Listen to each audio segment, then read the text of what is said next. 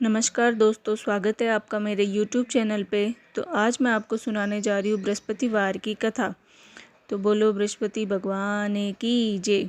किसी गांव में एक साहूकार रहता था जिसके घर में अन्न, वस्त्र और धन किसी की कोई कमी नहीं थी, परंतु उसकी स्त्री बहुत ही कृपण थी।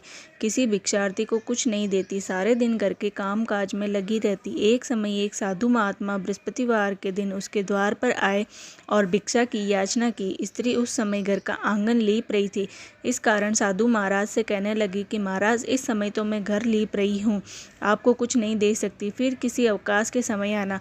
साधु महात्मा खाली हाथ चले गए। कुछ दिन के पश्चात वही साधु आए, उसी तरह भिक्षा मांगी। साहूकार ने उस समय लड़के को खिला रही थी। कहने लगी, महाराज मैं क्या करूं, अवकाश नहीं है, इसलिए आपको भिक्षा नहीं दे सकती। तीसरी बार महात्मा आए तो उसने उन्हें उसी तरह से टालना चाहा, परंतु महात्मा जी कहने लगे कि यदि तुमको बिल्कुल ही अवकाश हो जाए तो मुझको भिक्षा दोगी। साहूकार ने कहने लगी कि हाँ महाराज, यदि ऐसा हो जाए तो मैं आपकी बड़ी कृपा होगी।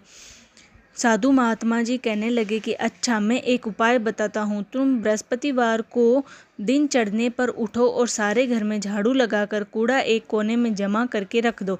घर में चौका इत्यादि मत लगाओ। फिर स्नान आदि करके घर वालों से कह दो उस दिन सब हजामत अवश्य बनवाए। रसोई बनाकर चूल्हे के पीछे रखा करो, सामने कभी न रखो। सायंकाल को अंधेरा होने के बाद दीपक जलाया करो तथा बृहस्पतिवार को पीले वस्त्र मत धारण करो, न पीले रंग की चीज़ों का भोजन करो। यदि ऐसा करोगे तो तुमको घर का कोई काम नहीं करना पड़ेगा। साहूकारनी ने ऐसा ही किया। बृहस्पतिवार को दिन चढ़े उठी, झाड़ू लगाकर कूड़े को घर में जमा कर दिया। पुरुषों ने हजामत बनवाई, भोजन बनवाकर चूल्हे के पीछे रखा।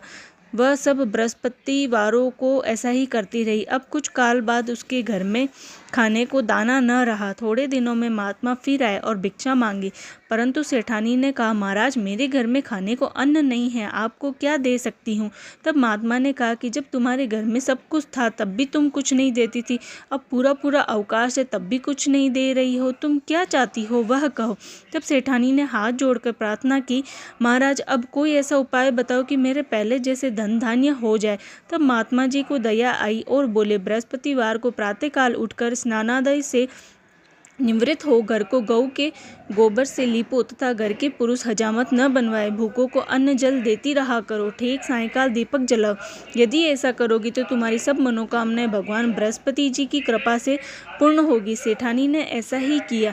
उसके घर में धन धान्य वैभव वैसा ही हो गया जैसा कि पहला था। बोलो बृहस्पति भगवान की जय। मेरे चैनल को भी सब्सक्राइब कर देना। Thank you.